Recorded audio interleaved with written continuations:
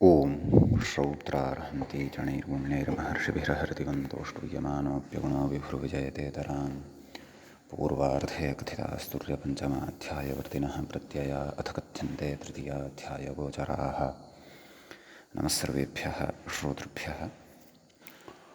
अस्माभिः गतपाठे यद्यत् पठितं तद् एकवारं स्मरामः। वयं वैयाकरणसिद्धान्तकौमुदी इत्याख्यस्य ग्रन्थस्य तत्र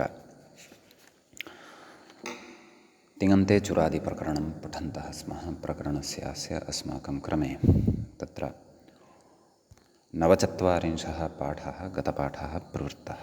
अस्मिन् नवचत्वारिंशे पाठे तत्र आदौ वयं सूत्रवेष्टने इति धातुं पठितवन्तः, तदनन्तरं मूत्रप्रस्रवणे, ततः रूक्षपारुष्ये, ततः पारतीरकर्मसमाप्तौ, ततः पुटसंसर्गे, धेकदर्शने इत्यपि केचन पठन्ति अत्र, ततः कत्र शैथिल्ये इति अपि धातुः अस्माभिः पठितः। तत्र नाम अदन्तकरणस्य प्रयोजनं णिचः पाक्षिकत्वं कत्र इति धातौ यथा गर्भ इति धातौ अस्माभिः दृष्टं तद्वत्, यथा च मूत्र इत्यत्रापि। ततः गतपाठस्य अन्ते व्याख्यायाः पङ्क्तयः इत्थम् आसन्। सूत्रवेष्टने अनेकाच्त्वादशोपदेशत्वार्थम् अस्य अदन्तत्वमिति न ततोऽस्य निजविकल्पः कत्र शैथिल्ये कर्त इत्यपीति अदन्तत्वसामर्थ्यात् अस्य निजविकल्प इति मत्वा आह कर्तयति कर्ततीति इति। ततः तत्र एवम् एतावत्पर्यन्तः एव अस्माभिः व्याख्याभागः अपि दृष्टः। एतावानेव च विशेषः गते पाठे प्रवृत्तः अयं नवचत्वारिंशः अथवा ऊनपञ्चाशः पाठः अस्मत्कर्मे प्रवृत्तोऽभूत्। अधुना तावत् अस्माकं क्रमे चुरादिप्रकरणस्यास्य 50तमः अथवा 50 पाठः आरब्धः भवति। अस्मिन् 50 पाठे तत्र अग्रिमः विशेषः यः पठनीयः वर्तते सोऽयं विशेषः भवति एकं गणसूत्रं, चुरादिगणे विद्यमानं गणसूत्रं, तत् अधुना पठनीयं वर्तते। परन्तु ततः पूर्वम् एकः विषयः इतोपि पठनीयः इति अहं स्मरन्नस्मि। कत्र इति धातोः पठनसमये पाठभेदः अपि कश्चन दृश्यते। सः कर्ता इत्यस्ति। अतः पाठभेदं पुरस्कृत्य एतं धातुम् अथवा अस्य धातोः रूपाणि अपि वयम् अधुना वदामः। अत्रापि तथैव, नाम प्रकृते अदन्तत्वम् अथवा अदन्तेषु अस्य पाठः णिज्विकल्पार्थकः, यतोहि अन्यत् किमपि प्रयोजनं नास्ति इत्यतः। तत्र णिचि अलोपे च सति कर्ति इति धातुः भवति। अतः लटिपरस्मैपदपक्षे कर्तयति कर्तयतः कर्तयन्ति कर्तयसि कर्तयर्थः कर्तयथ कर्तयामि कर्तयावः कर्तयामः। आत्मनेपदपक्षे कर्तयते कर्तयेते कर्तयन्ते कर्तयसे कर्तयेथे कर्तयध्वे कर्तये कर्तयावहे कर्तयामहे। ततः लिटिपरस्मैपदपक्षे कर्तयाञ्चकार कर्तयाञ्चक्रतुः कर्तयाञ्चक्रुः कर्तयाञ्चकर्थ कर्तयाञ्चक्रतुः कर्तयाञ्चक्र कर्तयाञ्चकार कर्तयाञ्चकर कर्तयाञ्चकृव कर्तयाञ्चकृम। ततः भुविलिटि कर्तयां बभूव कर्तयां बभूवतुः कर्तयां बभूवुः कर्तयां बभूविथ कर्तयां बभूवथुः कर्तयां बभूव कर्तयां बभूव कर्तयां बभूविव कर्तयां बभूविम। ततः असिलिटि कर्तयामास कर्तयामासतुः कर्तयामासुः कर्तयामासिथ कर्तयामासथुः कर्तयामास कर्तयामास कर्तयामासिव कर्तयामासिम। ततः तत्र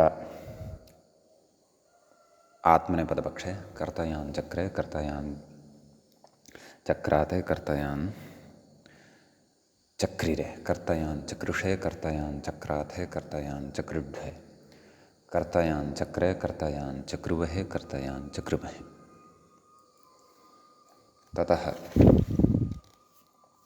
लुटिपरस्मैपदपक्षे कर्तयिता कर्तयितारौ कर्तयितारः कर्तयितासि कर्तयितास्थः कर्तयितास्थ कर्तयितास्मि कर्तयितास्वः कर्तयितास्मः। आत्मनेपदपक्षे कर्तयिता कर्तयितारौ कर्तयितारः कर्तयितासे कर्तयितासाथे कर्तयिताद्भे कर्तयिताहे कर्तयितास्वहे कर्तयितास्महे। ततः लृटिपरस्मैपदपक्षे कर्तयिष्यति कर्तयिष्यतः कर्तयिष्यन्ति कर्तयिष्यसि कर्तयिष्यथः कर्तयिष्यथ कर्तयिष्यामि कर्तयिष्यावः कर्तयिष्यामः। आत्मनेपदपक्षे कर्तयिष्यते कर्तयिष्येते कर्तयिष्यन्ते कर्तयिष्यसे कर्तयिष्येथे कर्तयिष्यद्भे कर्तयिष्ये कर्तयिष्यावहे कर्तयिष्यामहे। ततः लोटिपरस्मैपदपक्षे कर्तयतु कर्तयतात् कर्तयतां कर्तयन्तु कर्तय कर्तयतात् कर्तयतं कर्तयता कर्तयानि कर्तयाव कर्तयाम। आत्मनेपदपक्षे कर्तयतां कर्तयेतां कर्तयन्तां कर्तयस्व कर्तयेथां कर्तयध्वं कर्तयै कर्तयावहै कर्तयामहै। ततः लङिपरस्मैपदपक्षे अकर्तयत् अकर्तयताम् अकर्तयन् अकर्तयः अकर्तयतम् अकर्तयता अकर्तयम् अकर्तयाव अकर्तयाम। आत्मनेपदपक्षे अकर्तयता अकर्तयेताम् अकर्तयन्ता अकर्तयथाः अकर्तयेथाम् अकर्तयध्वम् अकर्तये अकर्तयावहि अकर्तयामहि। ततः विधिलिङ्गिपरस्मैपदपक्षे कर्तयेत् कर्तयेतां कर्तयेयुः कर्तयेः कर्तयेतं कर्तयेत कर्तयेयं कर्तयेव कर्तयेम। आत्मनेपदपक्षे कर्तयेत कर्तयेयातां कर्तयेरन् कर्तयेथाः कर्तयेयाथां कर्तयेध्वं कर्तयेय कर्तयेवहि कर्तयेमहि। ततः आशीलिङ्गिपरस्मैपदपक्षे कर्त्यात् कर्त्यास्तां कर्त्यासुः कर्त्याः कर्त्यास्तं कर्त्यास्ता कर्त्यासं कर्त्यास्व कर्त्यास्म। ततः आत्मनेपदपक्षे कर्तयीशीष्ठ कर्तयीषीयास्तां कर्तयीषीरन् कर्तयीशीष्ठाः कर्तयीषीयास्थां कर्तयीषीढ्वं कर्तयीषीय कर्तयीषीवहि कर्तयीषीमहि। ततः लुङिपरस्मैपदपक्षे अचकर्तत् अचकर्तताम् अचकर्तन् अचकर्तः अचकर्ततम् अचकर्तत अचकर्तम् अचकर्ताव अचकर्ताम। आत्मनेपदपक्षे अचकर्तत अचकर्तेताम् अचकर्तन्ता अचकर्तथाः अचकर्तेथाम् अचकर्तध्वम् अचकर्ते अचकर्तावहि अचकर्तामहि। ततः लृङिपरस्मैपदपक्षे अकर्तयिष्यत् अकर्तयिष्यताम् अकर्तयिष्यन् अकर्तयिष्यः अकर्तयिष्यतम् अकर्तयिष्यत अकर्तयिष्यम् अकर्तयिष्याव अकर्तयिष्याम। आत्मनेपदपक्षे अकर्तयिष्यत अकर्तयिष्येताम् अकर्तयिष्यन्त अकर्तयिष्यथाः अकर्तयिष्येथाम् अकर्तयिष्यध्वम् अकर्तयिष्ये अकर्तयिष्यावहि अकर्तयिष्यामहि। ततः निजभावपक्षे लटि कर्तति कर्ततः कर्तन्ति कर्तसि कर्तथः कर्तथ कर्तामि कर्तावः कर्तामः। लिटिपरस्मै लिटि कर्ताञ्चकार कर्ताञ्चक्रतुः कर्ताञ्चक्रुः कर्ताञ्चकर्थ कर्ताञ्चक्रतुः कर्ताञ्चक्र कर्ताञ्चकार कर्ताञ्चकर कर्ताञ्चक्रुव कर्ताञ्चक्रुम। तदनन्तरं भुविलिटि कर्तां बभूव कर्तां बभूवतुः कर्तां बभूवुः कर्तां बभूविथ कर्तां बभूवथुः कर्तां बभूव कर्तां बभूव कर्तां बभूविव कर्तां बभूविम। असिलिटि कर्तामास कर्तामासतुः कर्तामासुः कर्तामासिथ कर्तामासथुः कर्तामास कर्तामास कर्तामासिव कर्तामासिम। लुटि कर्तिता कर्तितारो कर्तितारः कर्तितासि कर्तितास्थः कर्तितास्था कर्तितास्मि कर्तितास्वः कर्तितास्मः लृटि कर्तिष्यति कर्तिष्यतः कर्तिष्यन्ति कर्तिष्यसि कर्तिष्यत्थः कर्तिष्यथः कर्तिष्यामि कर्तिष्यावः कर्तिष्यामः लोटि कर्ततु कर्ततात् कर्ततां कर्तन्तु कर्तकर्ततात् कर्ततं कर्तत कर्तानि कर्ताव कर्ताम लङि अकर्तत् अकर्तताम् अकर्तन् अकर्तः अकर्ततम् अकर्तत अकर्तम् अकर्ताव अकर्ताम विध्नि कर्तेत् कर्तेतां कर्तेयुः कर्तेः कर्तेतं कर्तेत कर्तेयं कर्तेव कर्तेम आशिलिङि कर्त्यात् कर्त्यास्तां कर्त्यासुः कर्त्याः कर्त्यास्तं कर्त्यास्त कर्त्यासं कर्त्यास्व कर्त्यास्म लुङि अकर्तीत् अकर्तिष्ठाम् अकर्तिषुः अकर्तीः अकर्तिष्ठम् अकर्तिष्ठ अकर्तिषम् अकर्तिष्व अकर्तिष्म लृङि अकर्तिष्यत् अकर्तिष्यताम् अकर्तिष्यन् अकर्तिष्यः अकर्तिष्यतम् अकर्तिष्यत अकर्तिष्यम् अकर्तिष्याव अकर्तिष्याम इति एतानि रूपाणि कर्त इति धातोः भवन्ति। नाम केषाञ्चन मते कत्र इत्यत्र कर्त इत्यपि पठ्यते तेषां मते समीचीनम्। अधुना अग्रे चुरादिगणस्य सूत्रं चुरादिगणे पठितं गणसूत्रं वर्तते तद् अस्माभिः पठनीयं वर्तते। सूत्रं वर्तते एवं तत्र व्याख्याता अपि इङ्गितं करोति प्रातिपदिकाद्धात्वर्थे बहुलमिष्ठवच्च प्रातिपदिका तत्र मूले अस्ति सूत्रस्य संख्या 3,200तमम् इदं सूत्रं गणसूत्रं भवति कौमुदीसङ्ख्यानुसारम्। तर्हि अतीव विशिष्टा एषा व्यवस्था अस्ति। एतं सूत्रं सम्यक्तया ज्ञात्वा वयं बहुविधान् विलक्षणान् ण्यन्तान् प्रयोगान् साधयितुं शक्नुमः।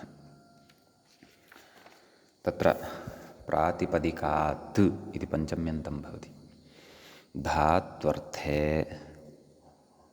इति सप्तम्यन्तम् अस्ति, बहुलम् इति च प्रथमान्तम् अस्ति, इष्ठवत् इति अव्ययं वर्तते, वति प्रत्ययान्तम् अव्ययम् अतिदेशप्रसङ्गः अत्र कश्चन अस्ति।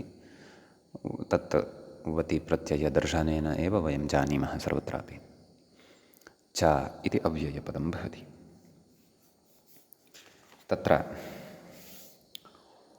व्याख्याता कथयति चुरादिगणसूत्रमिदम् इष्ठवदिति सप्तम्यन्ताद्वतिः नाम यत्र विशेषः वर्तते तत्र विद्यमानं विशेषमेव कथयन्नस्ति व्याख्याता। नाम प्रकृते सप्तम्यन्तात् वतिप्रत्ययः विहितः वर्तते। स च प्रत्ययः अस्माभिः तद्धितप्रकरणे तत्र तेन तुल्यं क्रिया चेद्वतिः तत्र तस्यैव इत्यादिभिः सूत्रैः सुष्ठु पठितः इति। इदानीम् अग्रे ये विचाराः वर्तन्ते तेषां विचाराणां सूक्ष्मतया अस्माभिः चिन्तनं कर्तव्यमस्ति। परन्तु ततः पूर्वं मूले सामान्यतया कः सूत्रार्थः उक्तः नाम अस्य गणसूत्रस्य कः अर्थः उक्तः इति पश्यामः। मूले पश्यन्तु, प्रातिपदिकात् धात्वर्थे णिच् स्यात्। नाम प्रकृते वस्तुतः वयं प्रातिपदिकस्य धातुत्वेन विपरिणामं कुर्मः इत्यस्ति विशेषः। अपि च अग्रे एकम् इतोपि सूत्रं पठनीयं वर्तते, तत् करोति तदा चष्टे इति। तत्र लक्ष्यम् अस्ति, लक्ष्यं नाम उदाहरणम् अग्रे अस्माभिः साधनीयम् अस्ति। तद् किमुदाहरणं नाम पटुम् आचष्टे पटयति। पटुशब्दम् आचष्टे, आचष्टे नाम आख्याति, तस्य व्याख्यानं करोति अथवा पटुशब्दविषये आख्यानं करोति इति पटयति इति रूपं वयं तत्र वदामः। तर्हि मूले किमुक्तं, प्रातिपदिकात् धात्वर्थे णिच् स्यात्, नाम णिच् प्रत्ययः भवति इति तु प्रातिपदिकात् धात्वर्थे इति सूत्रस्य एतावतः भागस्य अर्थः उच्यते। इदानीं तत्र विषयद्वयमितोपि अस्ति। बहुलम् इष्टवच्च, बहुलम् इष्टवच्च, एवं खलु। बहुलम् इत्येतस्य तु अर्थाः अस्माभिः असकृतश्रुताः। अग्रे अस्य अत्र कः किं प्रयोजनं स्यात् इति द्रक्ष्यामः। पुनः इष्टवत् च नाम प्रातिपदिकात् धातोः अर्थे धात्वर्थे णिच् प्रत्ययः भवति, अपि च बहुलम् इष्टवद्भावोऽपि भवति। इदानीम् इष्टवद्भावः कः वर्तते इत्येतस्मिन् विषये अस्माभिः अग्रिमं विवरणं सम्यक्तया ज्ञात्वा श्रुत्वा अत्र अवधारणीयं वर्तते। तत्र सूत्रस्य अर्थः यद्यपि सामान्येन उक्तः एव, तथापि प्रातिपदिकात् धात्वर्थे बहुलम् इष्टवच्च, प्रातिपदिकात् धात्वर्थे णिच् प्रत्ययः भवति। सः धात्वर्थः कः इति अत्र जिज्ञासा जायते अध्येतुः। अतः अत्र अहम् एकं विषयं किञ्चित् अधुना स्पष्टीकरोमि, विशेषेण अग्रे तस्मिन् विषये वदिष्यामि। तत्र अग्रे तत्करोति तदाचष्टे, तत्करोति तत् आचष्टे, तत्करोति इत्यस्य तु विषयः स्पष्टः। तत् आचष्टे नाम तद् तस्य आचरणं करोति, नैव तस्य आख्यानं करोति इत्येतस्मिन् अर्थे तत्र प्रत्ययः भवति इति अग्रिमसूत्रद्वारा वक्ष्यते। तत्र इति सामान्येन बुद्धौ स्थापयामः। अपि च इष्टवच्च, बहुलम् इष्टवच्च इत्येतस्मिन् विषये तु अग्रे अस्माभिः पठनीयमेव अस्ति। तत्र कथयति व्याख्याता, तेन नाम सप्तम्यन्तादवतिः इत्युक्तं खलु, तेन भुवम् आचष्टे भावयति, नाम भूः अस्ति। तत्र किं प्रातिपदिकं, भू इति प्रातिपदिकम् अस्ति। नाम भू इति धातुः न अत्र चर्च्यते, परन्तु प्रातिपदिकं पृथिव्यर्थे प्रातिपदिकं यत् प्रयुज्यते तदत्र उच्यमानं वर्तते, एवं खलु। एवं भुवमाचष्टे भावयति इत्यत्र इष्टस्य यिट् च इति यिडागमः न भवति, एवं खलु। तत्र इष्टस्य यिट् च इति सूत्रं किं कथयति, बहोः उत्तरस्य इष्टस्य यिडागमः भवति, बहोः भूः आदेशः भवति, एवं खलु। अतः भूयिष्ठः इति तत्र प्रयोगः साध्यते। तदिदं सूत्रं तु अस्माभिः पूर्वं पठितं वर्तते, तद्धितेषु पठितं वर्तते, भवन्तः स्मरेयुः। अतः तेन नाम इष्टवद्भावद्वारा, एवं खलु, ईडागमः न भवति। कस्य रूपस्य साधनाय, भावयति इत्येतस्य रूपस्य साधनाय। अस्य रहस्यम् इतोपि अग्रे स्पष्टं भविष्यति। अग्रे कथयति, तदाह इष्ठे यथेति, नाम इदानीम् अग्रे तत्र व्याख्यात्रा मूले विद्यमानायाः अग्रिमायाः पङ्क्तिं अग्रिमाया पङ्क्तिः वर्तते, तस्तां पङ्क्तिं प्रति अवधानार्थम् उच्यमानं वर्तते। किमुच्यमानं वर्तते इति चेत्, तत्र बहुलम् इष्टवच्च, इष्टवत् च, इष्टवत् इत्येतस्य अर्थः मूले उक्तः वर्तते। पश्यन्तु, इष्ठे यथा इति व्याख्याता कथयति, मूले पश्यन्तु, इष्ठे यथा नाम इष्ठे नाम इष्ठन् इति प्रातिपदिक इति प्रत्ययः, तस्य इष्ठ इति अवशिष्यते। अतः इष्ठे यथा प्रातिपदिकस्य पुंवदभाव रभाव टिलोप विन्मतुब्लोप यणादिलोप प्रस्थ स्फाद्यादेश भसंज्ञाः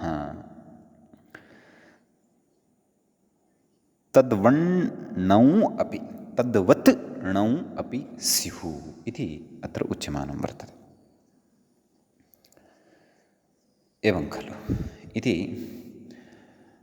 कश्चन विशेषः अर्थः यः इष्टवच्च इत्येतस्य कृतः वर्तते, तस्य अत्र अग्रे एकम् उदाहरणमादाय ससूत्रं व्याख्याता अस्माकं कृते बोधयन्नस्ति। नाम इष्टवद्भावः कः, नाम किं तेन अत्र विवक्षितं वर्तते। इष्टवद्भावः नाम कः, अपि च इष्टवत् इत्यत्र प्रतिप्रत्ययः सप्तम्यन्ताद् वर्तते। नाम तत्र इष्ठन् प्रत्यये परतः यानि कार्याणि भवन्ति तानि कार्याणि अत्रापि भवन्ति इति भावः। सम्यक् कथयति व्याख्याता। अत्र धात्वर्थे इत्यनेन करणम्, आख्यानं, दर्शनं, वचनं, श्रवणम् इत्यादि गृह्यते। पश्यन्तु, स्पष्टं कुर्वन्नस्ति। नाम तत्र प्रातिपदिकात् धात्वर्थे, धात्वर्थे इत्यनेन किं ग्राह्यं, कः धात्वर्थः अत्र ग्राह्यः इति चेत् तद् कथयति इत्यनेन करणम्, आख्यानं, नाम करणं नाम करोति, आख्यानं नाम तत्र आसमन्तात् ख्यानं कथनं, दर्शनं, वचनं, श्रवणम् एते इत्येते अत्र गृह्यन्ते।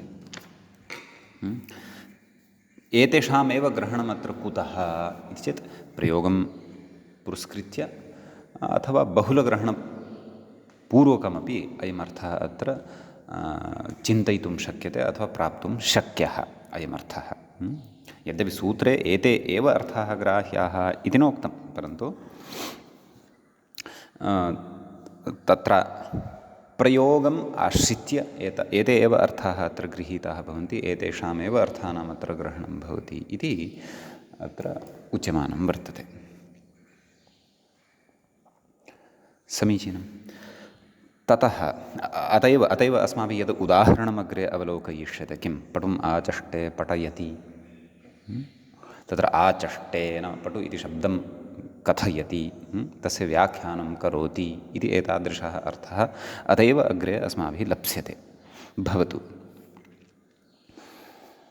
तर्हि उपरि पठितायाः पङ्क्तेः व्याख्यानं करोति। पुंवद्भाव या एषा पङ्क्तिः इतः आरभ्य नाम प्रातिपदिकस्य पुंवद्भाव इत्यादि तद् इष्टवत् च इत्येतस्य नाम व्याख्यानं कृतं वर्तते। तर्हि तत्र कति विषयाः सन्ति पश्यन्तु भवन्तः। पुंवद्भावः, रभावः द्वितीयः, टिलोपः तृतीयः, विन्मतुब्लोपः चतुर्थः, यणादिलोपः पञ्चमः, प्रस्थस्फाद्यादेशः षष्ठः, भसौज्ञा सप्तमः। एतादृशाः विषयाः अत्र उक्ताः सन्ति। ते प्रातिपदिकात् धात्वर्थे णिचि परतः अपि भवन्ति। यथा इष्ठन् प्रत्यये परतः भवन्ति तद्वत् अत्रापि भवन्ति इति इष्टवत् इति प्रत्यय इति पदद्वारा अत्र विवक्षितं वर्तते। समीचीनं। कथयति अतिशयेन पट्वी पटिष्ठा इत्यत्र भस्याढे इति पुंवत्वम्। एवं खलु तत्र पटुशब्दात् नाम इष्ठनि परतः कानि कार्याणि भवन्ति तानि णौ परतः प्रकृते तानि णौ परतः अपि भवन्ति। यदि नाम प्रातिपदिकात् धात्वर्थे यदा अस्माभिः णिच् प्रत्ययः विधीयते तदा तादृश णिच् प्रत्ययस्य सन्दर्भे नाम तादृश णिच् प्रत्यये परतः तत्र नाम इष्टवत् कार्याणि भवन्ति धात्वर्थे च धात्वर्थे सह णिच् प्रत्ययः धात्वर्थः च अत्र कः कः स्वीकर्तव्यः तस्य परिगणनं व्याख्यातः कृतं तादृशपरिगणने भाष्यम् अथवा प्रयोगाः प्रमाणं भवितुम् अर्हन्ति एवं खलु तर्हि तत्र इष्ठनप्रत्यये परतः इष्ठप्रत्यये परतः कानि कानि कार्याणि भवन्ति इत्येतस्मिन् विषये एकमेकम् उदाहरणं द्रष्टव्यं तत्र पुंवदभावमादाय कथयन्नस्ति अतिशयेन पट्वी पटिष्ठा इत्यत्र भस्याढे तद्धिते एवम् अस्ति भस्याढे तद्धिते इति वार्तिकम् एतेन पुंवदभावः भवति नाम पट्वी इति शब्दात् इष्ठन इति प्रत्ययः क्रियते तस्य इष्ठ इति अवशिष्यते तर्हि पट्वी इष्ठ इत्यवस्थायां पट्वी इत्यस्य पुंवदभावः यदा भवति तदा स्त्रीनिमित्तकं यत् यः स्त्रीनिमित्तकः यः प्रत्ययः भवति अर्थात् स्त्रीप्रत्ययः भवति तस्य ततः निवृत्तिः भवति पटु इत्येव तिष्ठते एवं खलु अतः पटु इष्ठन् इत्यवस्थायां तत्र पुंवत्वे सति पटिष्ठ तत्र टेः इत्यनेन उकारस्य लोपः अपि तत्र भवति पट इष्ठ पटिष्ठ इति रूपं सिद्धं भवति समीचीनं ततश्च तत्र अग्रे कथयति किं कथयति इति चेत् आम् द्रढिष्ठ इत्यत्र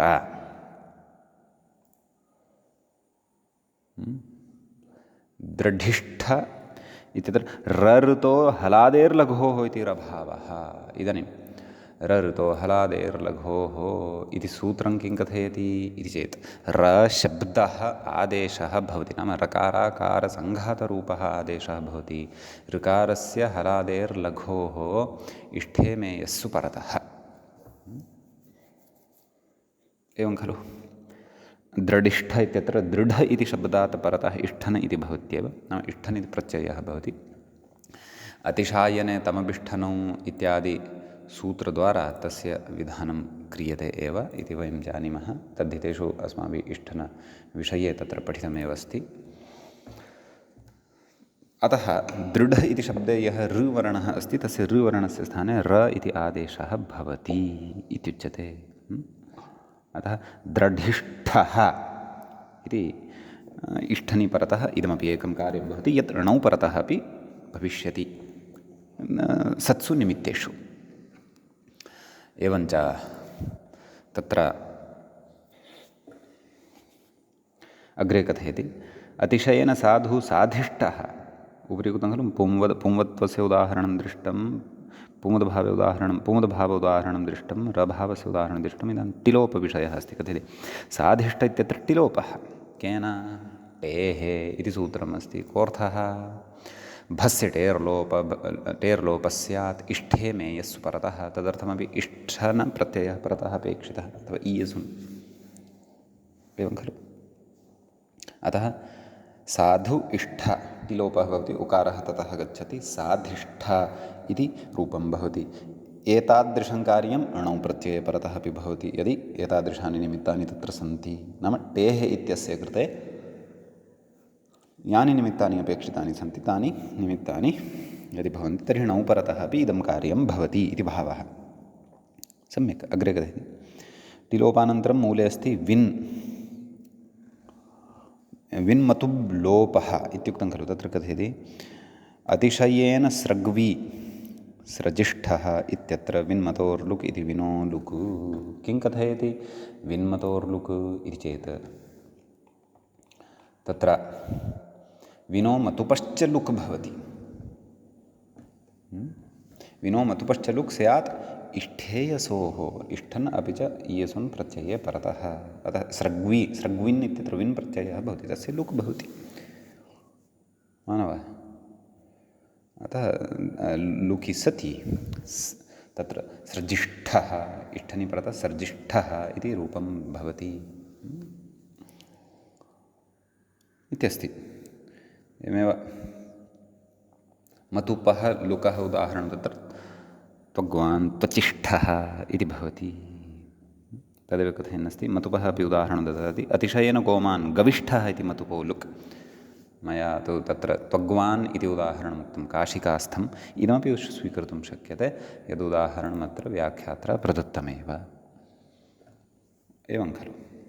ततः अतिशयेन स्थूलः स्थविष्ठः इत्यादौ इदानीं विन्मत् लोपयोः अपि उदाहरणं दृष्टम् इष्ठनि परे किं कार्यं भवति लुक् भवति इति अस्माभिः पठितं लोपः भवति इति पठितं कथयति अग्रे तत्र उक्तं किं यणादिलोपः तस्य उदाहरणं कथयति किम् अतिशयेन स्थूलः स्थविष्ठः इत्यादौ स्थूलदूरयुव एवं खलु। कथमस्ति समग्रं सूत्रम् इति चेत् स्थूलदूरयुवह्रस्वक्षिप्रक्षुद्राणां यणादिपरं पूर्वस्य च गुणः तद्धित प्रकरणे इदं सूत्रमस्माभिः पठितमस्ति भवन्तः स्मरेयुः यदि कोऽर्थः येषां यणादिपरं लुप्यते पूर्वस्य च गुणः इष्ठादिषु एवं खलु।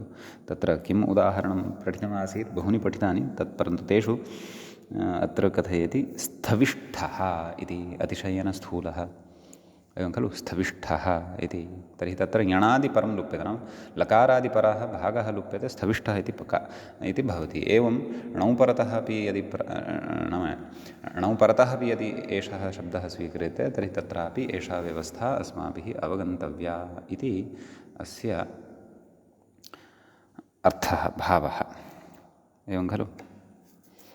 इदानीं मूले कः अस्ति विषयः अग्रे यणादिलोप प्रस्थस्फाद्यादेश तद्विषये अपि कथयति किम् अतिशयेन प्रियः प्रेष्ठ इत्यादौ प्रियस्थिर कथमस्ति समग्रं सूत्रं प्रियस्थिरस्फिरोरुबहुलगुरुवृद्धत्रिप्रदीर्घवृन्दारकाणां प्रस्थस्वरबन्धिकरवर्जितर्ब्राघ्यवृन्दाः इति अपि तद्धितप्रकरणे सूत्रं पठितं खलु अस्माभिः कोऽर्थः तदेव प्रियादीनां कर्मात् प्रादयः स्युः इष्ठादिषु तत्रैव प्रेष्ठः इति प्रयोगः अपि साधितः। अतः अयमादेशः इष्ठन् प्रत्यये परतः एतेन सूत्रेण विधीयते णौ परतः अपि भविष्यति इति भावः सम्यक्। अग्रे कथयति स्फाद्यादेश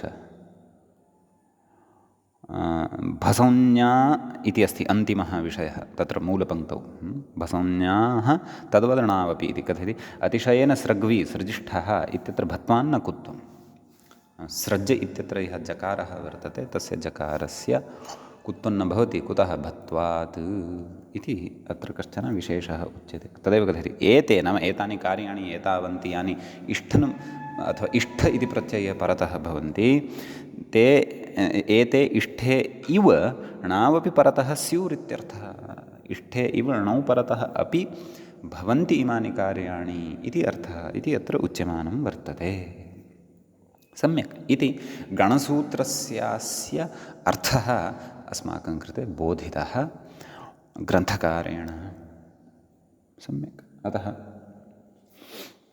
अग्रे इदानीम् उदाहरणं साधयति नाम गणसूत्रेण उदाहरणं कथं भवितुम् अर्हति तद् उदाहरणं दृष्ट्वा वयमपि तादृशानाम् उदाहरणानां रूपसिद्धिं कर्तुं शक्नुमः। तावदेव इष्ठन् प्रपञ्चः अत्र अस्माभिः सम्यक्तया स्मर्तव्यः भवति। इष्ठनि परतः यानि कार्याणि भवन्ति तानि सर्वाणि अपि कार्याणि अत्र अस्माभिः अवगन्तव्यानि भवन्ति। समीचीनं तत्र पठयति इत्यस्ति मूले तत्र उच्यते खलु किं पटुमाचष्टे पठयति इति एवं खलु। तत्र कथयति पटुम् आचष्टे इत्याद्यर्थे णिच् एवं खलु। अस्मिन् अर्थे प्रकृते णिच् इति प्रत्ययः भवति वा न वा। तर्हि पटु णिच् पटु इ इष्टवद्भावः अपि एतेन एव णिच् प्रत्ययः केन प्रातिपदिकात् बहुलमिष्टवच्च इत्यनेन एवं खलु। इष्टवत्वात् नाम इष्टवद्भावः अस्ति इति कृत्वा टेः इति टिलोपः इति भावः पटु इत्यत्र यः टीः अस्ति उ इति तस्य लोपः भवति। अतः पट् इष्ठ पटिष्ठ क्षन्तव्यः इष्ठ इति न अत्र तु णिच् अस्ति खलु परतः अतः पट् इ पटि इति तत्र धातुः सिद्धः भवति। अग्रे अत्र कश्चन विशेषः उच्यमानः अस्ति व्याख्याता पक्षम् उपस्थापयति ननु उकारस्य टेर्लोपे सति अग्लोपित्वात्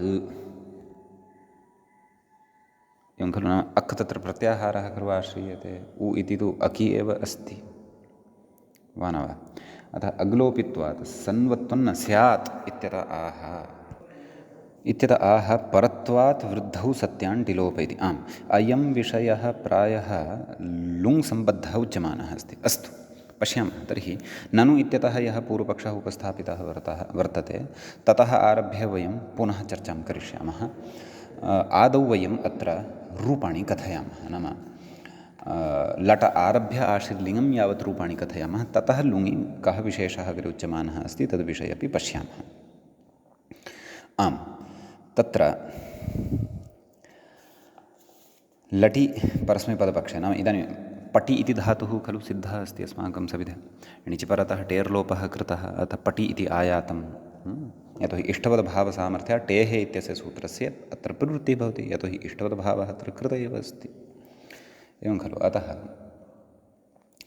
तत्र लटि परस्मैपदपक्षे पठयति, पठयतः, पठयन्ति, पठयसि, पठयथः, पठयथ, पठयामि, पठयावः, पठयामः। आत्मनेपदपक्षे पठयते, पठयेते, पठयन्ते, पठयसे, पठयेथे, पठयध्वे, पठये, पठयावहे, पठयामहे। ततः लिटि परस्मैपदपक्षे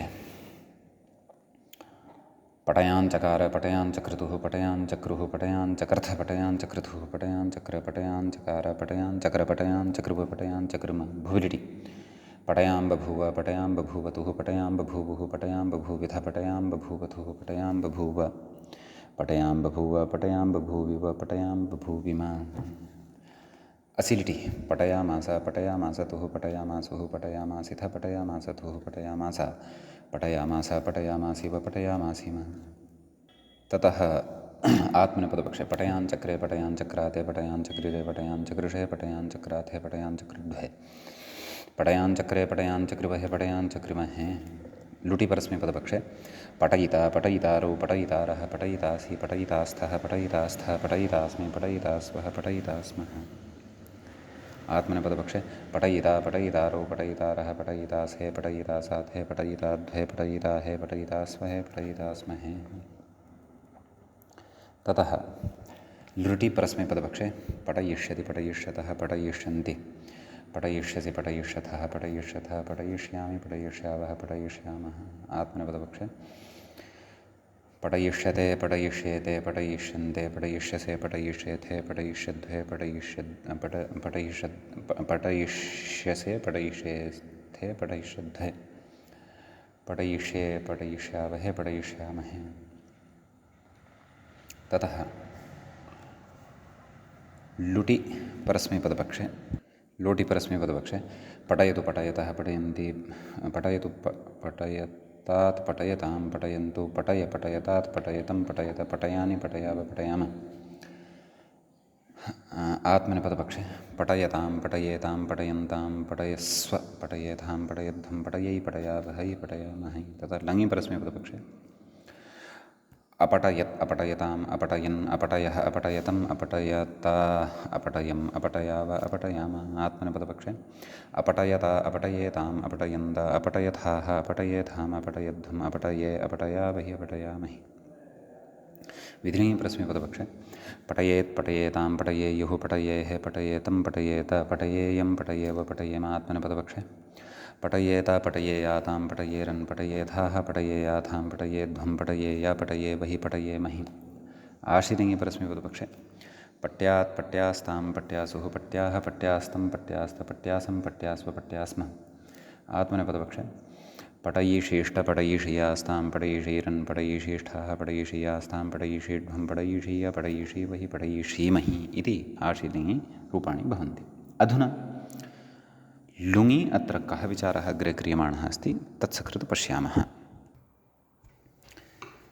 कथयति, पूर्वपक्षम् उद्भावयति, ननु उकारस्य टेर्लोपे सति अग्लोपित्वात् सन्वत्वं न स्यादित्यत आह परत्वात् वृद्धौ सत्यान् टिलोप इति। एवं खलु, नाम लुङः एव विषयः, यतः सन्वद्भावचर्चा अस्माभिः सनः असत्त्वेऽपि कस्मिन् लकारे, लुङ् लकारे खलु क्रियमाणा अस्ति। अतः किमुक्तं परत्वाद् वृद्धौ सत्यान् टिलोप इति मूले उक्तं खलु परत्वाद् वृद्धौ सत्यान् टिलोपः अपीपठत् इति साधयिष्यते परन्तु ततः पूर्वं केचन विचाराः इतोपि सन्ति। अग्रे कथयति अचोन्यणिति इति उकारस्य वृद्धौ कृतायाम् औकारस्य टेर्लोपः एवं किल उकारस्य वृद्धौ कृतायाम् औकारस्य टेर्लोपः भवति। अकृतायां तु वृद्धौ उकारस्य टेर्लोपः वनवः पटु इत्यत्र पटु णिच् एवं खलु ततः कथयति अकृतायां तु वृद्धौ उकारस्य टेर्लोपः एवं नाम वृद्धिः न कृता चेत् उकारस्य टेर्लोपः भवति खलु कथयति ततश्च शब्दान्तरस्य प्राप्नुवन् विधिरनित्यः इति परिभाषा। शब्दान्तरस्य विधिः यदि प्राप्नुवन् भवति तदा सः अनित्यः भवति इति न्यायेन टिलोपः अनित्यः। प्रकृते अयं टिलोपः एवं खलु कृतायां नाम तत्र किमुक्तं पूर्वम् अचुण्णिति उकारस्य वृद्धौ कृतायाम् औकारस्य टेर्लोपः इति औकारः एकः शब्दः अकृतायां तु वृद्धौ उकारस्य टेर्लोपः उकारः शब्दान्तरत्वं भजते। अथ एतादृशस्थितौ परिभाषा उपतिष्ठते शब्दान्तरस्य प्राप्नुवन् विधिरनित्यः नाम शब्दान्तरस्यापि यदि विधिः कश्चन प्राप्नुवन् अस्ति तर्हि सः अनित्यः भवति एवं खलु इति न्यायेन टिलोपः अनित्यः अस्ति। कथयति वृद्धिस्तु टिलोपे कृते सति नैव भवति इति सापि अनित्य वनः टिलोपः कृतश्चेत् वृद्धिः न भवति खलु अतः टिलोप एव अनित्यः तर्हि वृद्धेः अनित्यत्वमपि अत्र उच्यमानम् अस्ति।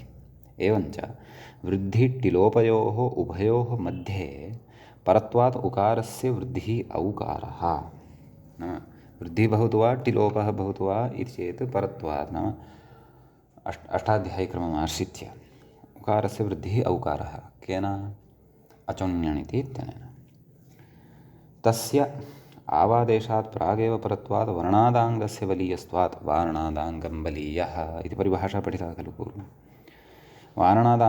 वारणादाङ्गस्य बलीयस्त्वात् औकारस्य टेर्लोपः इत्यर्थः एवं खलु एवञ्च कथयति अनग्लोपित्वात् सन्वत्वम् इति मत्वा आह अपि पटत्वात् नाम अगलोपित्वम् अस्य लभ्यते एव खलु इति कृत्वा प्रकृते अग्लोपित्वात् प्रकृते सन्वत्वं भवत्येव इति भावः अतः अपि पठत् इति रूपं तत्र सिद्ध्यति। तत्र उक्तम् एतच्च मुण्डमिश्रश्लक्षण इति सूत्रे भाष्य कैयटयोः स्पष्टं नाम भाष्ये तद्व्याख्याने कैयटेन च इदं तत्र उक्तं वर्तते इति एवं खलु अतः अपि पठत् इति सन्वद्भावात् इत्वादिकं कृत्वा दीर्घत्वाञ्च विधाय अपि पठत् इति रूपं सिद्धं भवति। पक्षे तु कश्चन विचारः अन्यः अपि उच्यमानः अस्ति कथयति मूले कथयति व्याख्याता इङ्गितं करोति स्थितमिति मूले च कथयति णौचङ्ग्युपधाया ह्रस्वः इति भाष्ये तु वृद्धेर्लोपो बलीयान् इति स्थितम् एवं खलु तर्हि तत्र व्याख्याता कथयति तथा च वृद्धेः प्राग् उकारस्य लोपे अग्लोपित्वान् सन्वत्वमित्यर्थः एवं किल अग्लोपित्वात् सन्वत्वं न भवति। भाष्ये उभयथापि दर्शनात् रूपद्वयं साध्विति भाव्यं पश्यन्तु तर्हि भाष्ये एव कदाचित् एतादृशी स्थितिः यदि लभ्यते तर्हि भाष्ये एकत्र एवम् उक्तम् अपरत्र तु तद्विरुद्धम् अथवा तदन्यथा उक्तम् इति चेत् किम् अङ्गीकार्यम् इति चेत् भाष्यं तर्हि उभयथापि अङ्गीकर्तव्यं भवति। स्थलद्वयस्यापि मतं पुरस्कृत्य रूपवैकल्प्यम् अस्माकं पुरतः आयाति। अग्रे कथयति शब्देन्दुशेखरे तु वृद्धेः लोपो बलीयान् इति णौचङ्ग्युपधायाः ह्रस्वः इति सूत्रभाष्यमेव प्रमाणं मुण्डमिश्रश्लक्षण इति सूत्रभाष्यं त्वेकदेश्युक्तिरिति प्रपञ्चितं नागेशः एवं कथयति यत् तत्र वृद्धेर्लोपः बलीयान् इति एव तत्र प्रमाणत्वेन स्वीकर्तव्यं वर्तते। मुण्डमिश्रेष्लक्षण इत्यत्र तु क्वचित् एकदेश्युक्तिः कस्यचित् विषयविशेषस्य प्रतिपादनसमये उक्ता वर्तते इति भावः।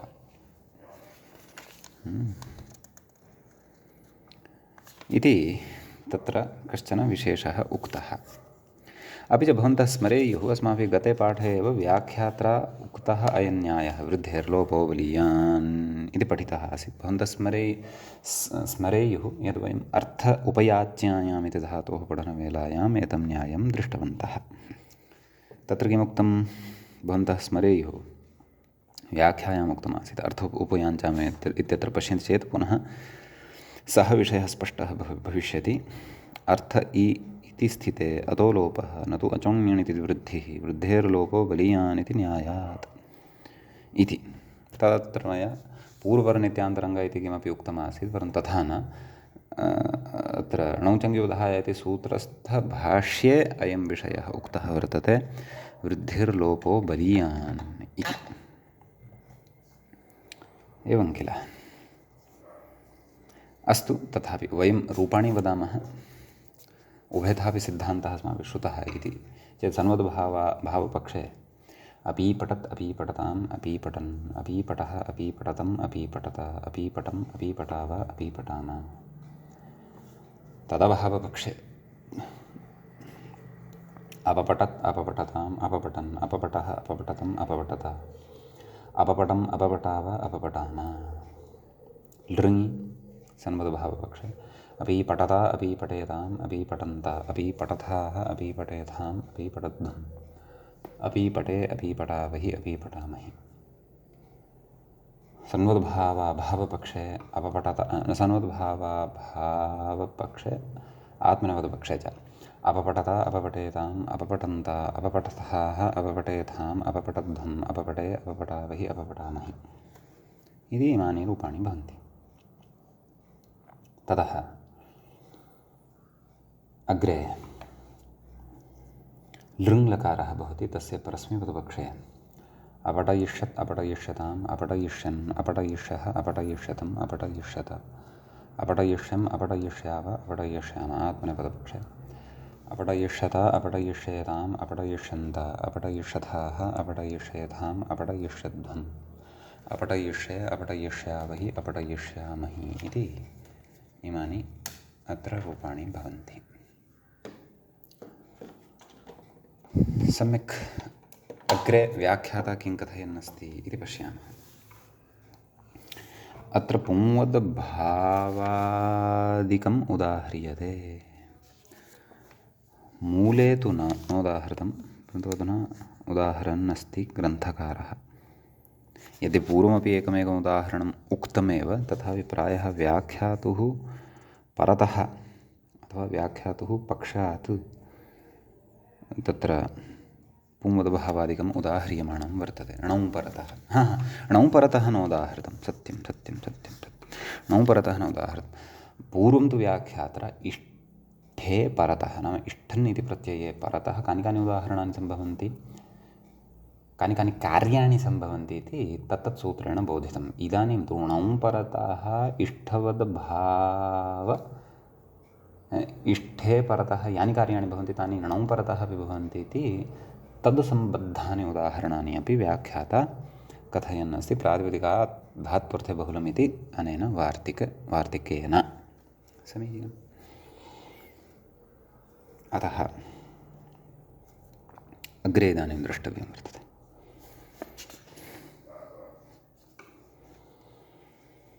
कथयति एनिमाचष्टे एतयति। एवं खलु, एनि इति प्रातिपदिकं भवति, णिच् भवति। तदेव कथयति अग्रे पुंवद्भावात् ङीं नकारयोर्निवृत्तिः इति। तर्हि किमवशिष्यते? एत् इति। तर्हि धातुः ण्यन्तः कः सिद्ध्यति? एति इति। एवं खलु। अतः एतयति इति रूपं भवति। अग्रे कथयति दृढमाचरते आचष्टे दृढयति। एनिम् आचष्टे नाम एनिं व्याख्याति इति भावः अथवा आख्याति इति भावः। एनिम् आख्याति इति अर्थः भवति। यतोहि तत्र पूर्वम् उक्तमेव खलु व्याख्यातरा किम् अत्र धात्वर्थः इत्यनेन करणम् आख्यानं दर्शनं वचनं श्रवणमित्यादि गृह्यते तद् बहुलग्रहणसामर्थ्याद् वा अथवा भाष्यप्रामाण्याद् वा अथवा अनुसृत्य भवन्ति नाम ते अर्थाः अत्र धात्वर्थत्वेन गृह्यन्ते इति भावः दृढमाचष्टे दृढयति अत्र दृढ इति शब्दः भवति ततः णिप्रत्ययः परतः भवति अचिरऋतः इत्यनेन सूत्रेण दृढ इत्यत्र यः ऋ वर्णः वर्तते तस्य स्थाने र इति शब्दः आदिश्यते अतः दृढ णि ततः अलोपः दृढि इति धातुः भवति अतः दृढयति दृढयतः दृढयन्ति इत्यादीनि रूपाणि भवन्ति एतत् सर्वं मूलेन उक्तं परन्तु व्याख्याता यावद् वदन्नस्ति तावत्तु अस्माभिः अवगन्तव्यमेव अपि च एतयत् इत्यत्र कुमुदभावः केन भस्याढे तद्धिते इत्यनेन यत् पूर्वं व्याख्यात्र उक्तमेव अस्ति अग्रे कथयति स्रग्विणमाचष्टे स्रजयति एवं खलु अपि च प्रकृते तत्करोति तदा चष्टे तत्करोति इत्यपि अर्थः कश्चन भवति सः अर्थः अग्रे वक्ष्यते अग्रे इतोपि अस्माभिः अस्मिन् प्रकरणे गणसूत्राणि कानिचन पठनीयानि वर्तन्ते कथयति तर्हि प्रकृते स्रग्विणम् आचष्टे स्रजयति इत्यत्र स्रग्विन् इति शब्दात् णिच् प्रत्ययः भवति तत्र कथयति विन्मतोर्लुक् इति विनोलुक् नाम स्रग्विन् इत्येतस्मिन् शब्दे स्रज इति शब्दात् यः विनि प्रत्ययः अस्मायामेधः स्रजो विनिः इत्यनेन विहितः तस्य लुक् भवति अतः स्रज् इति अवशिष्यते एवं खलु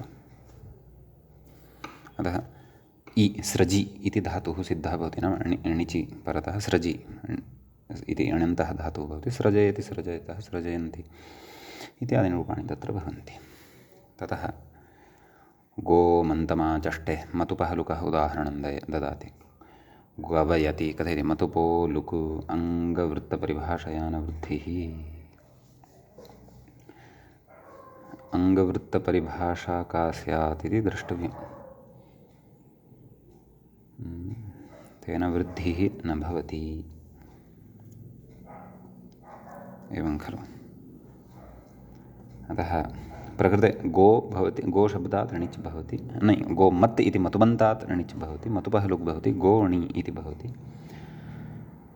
ततः अवादेशः भवति गवि इति जायते ततः गवयति इति रूपं सिद्धं भवति अङ्गवृत्तपरिभाषा अग्रे कदाचित् उच्येत अथवा उक्ता यदि स्यात् तर्हि स्मर्तव्या द्रष्टव्या स्यात् सद्यः मम उपस्थितौ नास्ति उपस्थितौ आगच्छति यदि तर्हि अवश्यं वदेयं सद्यः वयम् अग्रे गच्छन्तः स्मः अग्रे कथयति स्थूलमाचष्टे स्थवयति इत्यादिषु णिनादिलोपः एवं खलु तर्हि स्थूल इति शब्दात् णिचि परतः तद् स्थूल दूर युव इत्यादि दीर्घसूत्रेण यणादिभागस्य लोपः भवति अतः स्थू इ एवं खलु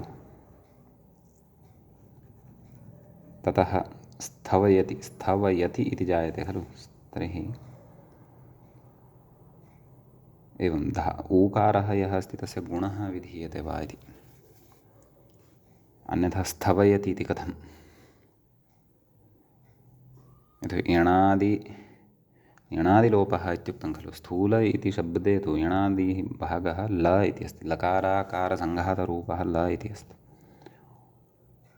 अतः स्थवयति इत्यत्र ऊकारस्य ओकारः यदि भवति तदनन्तरं तस्य गुणः भवति तदापि न भवति स्थू णिच् इत्यवस्थायां तत्र ऊकारः यः अस्ति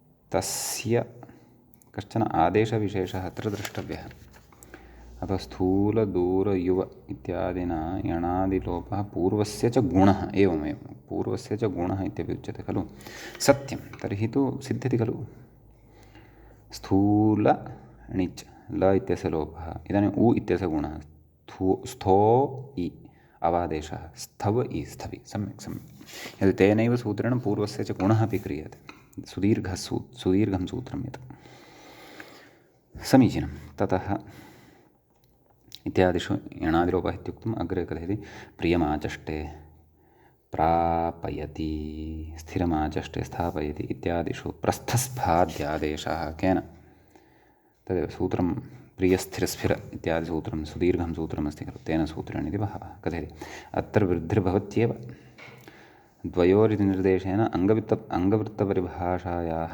अनित्यत्वाश्रयणात् इति कथयति एवं खलु इत्यस्ति अग्रे कथयति स्रग्विणमाचष्टे स्रजयति सुबन्तात् विहितस्य विनोलुकि अन्तर्वर्ति विभक्त्या पदत्वात् प्राप्तं कुत्वं भत्वान् न भवति एवं खलु तदवत् पूर्वदेव अत्र स्रज इति यः वर्तते तस्य कुत्वं न भवति विनः लुकि सति अन्तर्वर्तिविभक्त्या पदत्वं भवति पदत्वात् प्राप्तं यत् कुत्वं भवति तस्य कुत्वस्य भत्वात् लोपः न भवति इति एवं किल इति कथयति अत्र एकं विषयं वक्तुम् इच्छामि अङ्गवृत्तपरिभाषा नाम तत्र शास्त्रशेषप्रकरणे शेखरे नाम परिभाषेन्दुशेखरे तत्र अङ्गवृत्ते पुनर्वृत्तावविधिः नाम अङ्गवृत्ते पुनर्वृत्तौ अविधिः एषा परिभाषा एतावता न पठिता वर्तते अग्रे कदाचित् पठ्येत कौमुद्या कोऽर्थः तस्याः परिभाषायाः नाम एकस्मिन् अङ्गाधिकार्ये कार्ये जाते अपरम् अङ्गाधिकारस्थं कार्यं न भवति इति तत्र परन्तु अस्याः परिभाषायाः अनित्यत्वम् अस्ति तर्हि अत्रापि तादृशी एव स्थितिः अस्ति एकस्मिन् अङ्गाधिकारे तर्हि अपरेण अङ्गाधिकारेण न खलु अङ्गाधिकारस्थकार्येण न खलु प्रवर्तितव्यम् इति चेत् अस्याः परिभाषायाः अनित्यत्वम् उच्यते अनित्यत्वे किं ज्ञानं किं ज्ञापकम् इत्यत्र तु विस्तरः परिभाषेन शेखरे द्रष्टव्यः अस्तु एवं तर्हि इति अयं कश्चन विचारः एतद् गणसूत्रपठनसमये अस्माभिः अधुना अत्र पठितः अधुना अग्रिमं गणसूत्रमेव वर्तते एतं गणसूत्रं वयं पश्यामः व्याख्यातापि कथयति मूलेपि अस्ति तत्करोति तदा चष्टे इति व्याख्याता कथयन्नस्ति इदमपि चुरादिगणसूत्रं चुरादिगणे विद्यमानम् इदं गणसूत्रं वर्तते प्रातिपदिकादित्यनु वर्तते कथयति च तत्करोति तदा चष्टे इति चार्थे प्रातिपदिकान् णिच् स्यात् इत्यर्थः पूर्वं यद्यपि अर्थः नोक्तः खलु तत्र तु प्रातिपदिकात् धात्वर्थे बहुलम् इष्टवच्च तत्र धात्वर्थे इत्युक्तं तर्हि धात्वर्थम् इत्यनेन तत्र उक्तं करणम् आख्यानं दर्शनं वचनं श्रवणम् इत्यादि गृह्यते आदिशब्देन तर्हि प्रायः अन्येपि विषयाः गृह्येरन् विशेषाय तु अत्र भाष्यमेव द्रष्टव्यम् एवं खलु किं कथयति व्याख्याता प्रातिपदिकादित्यनु वर्तते तत्करोति तदा चष्टे इति चार्थे इति च अर्थे नाम तत्करोति तत् आचष्टे इति च अर्थे प्रातिपदिकादिर् स्यात् इत्यर्थः यद्यपि विशेषेण बहुलशब्दप्रयोजनम् एतावता व्याख्यात्रा नोक्तं न च मूले उक्तमस्ति अग्रे कदाचित् उच्येत द्रष्टव्यम् अथवा पूर्वं व्याख्यात्रा ये अर्थाः परिगणिताः येषाम् अर्थानां परिगणनं कार्यमाणं वर्तते कारितं वर्तते ते अर्थाः कदाचित् बहुलग्रहणसामर्थ्यात् लभ्यन्ते वा, अथवा अन्येपि अर्थाः अत्र प्रयोगानुसारिणः भवन्ति वा, अथवा इष्टवद्भावः बहुलं भवति नापि भवति इत्यपि स्याद् वा इति सर्वं कदाचित् अग्रे चर्चा क्रियेत कदाचित्। यतो हि एतादृशीं स्पष्टतां ग्रन्थकारः करोति एव, तथापि पश्यामः अग्रे। अस्तु, कथयति आचारक्विबिव प्रातिपदिकादेविदं, नाम अत्र णिच् इति यद्वर्तते तद् प्रातिपदिकादेव भवति। आचारक्विबपि प्रातिपदिकादेव भवति। कृष्णवत् आचरति, कृष्णति इत्यादयः प्रयोगाः अग्रे साधयिष्यन्ते। अतः इदमपि प्रातिपदिकादेव भवति इति भावः। एवं खलु। इतः अग्रे अत्र सन्ति केचन विचाराः, मूले अपि व्याख्यायामपि। तान् विचारान् वयम् अग्रिमे पाठे पठिष्यामः। अद्यतनपाठस्तु तावत् अत्रैव उपसंहृतिं प्रति नीयते। मङ्गलं कुर्मः। श्रौत्रार्हन्ति जणैर्वण्यैर्महर्षिभिर्हृदिमन्तोष्ठूयमानोऽप्यगुणो विभुर्विजयतेतरां पूर्वार्धे कथिताः सूर्यपञ्चमाध्यायवर्तिनः प्रत्यया अथ कथ्यन्ते तृतीयाध्यायगोचराः। एवञ्च चुरादिप्रकरणस्यास्य अस्माकं क्रमे एषः 50तमः 50 वा पाठः सम्पन्नतां गतः। नमः सर्वेभ्यः श्रोतृभ्यः भवद्भ्यः।